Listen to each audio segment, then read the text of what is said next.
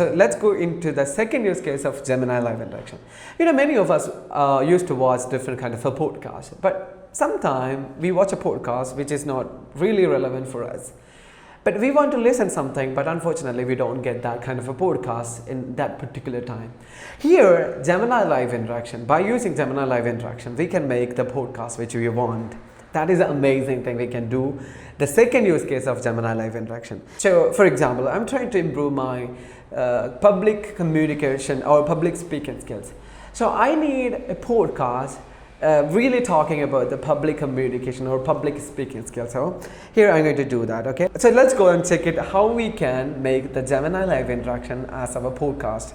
This is not as much as good as like a real podcast. There are some missings, absolutely. So let's check it. I'm trying to improve my public speaking skills, so I need some instruction. So what do you have to do? You have to talk as an expert in a public speaking, and I need to listen your audio as like a podcast. So give me a detailed podcast about public speaking. Let's check it. Well, good on you for taking on this challenge.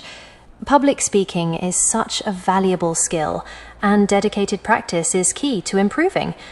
So where do you feel you need the most help? Is it with preparation, dealing with nerves, or the delivery?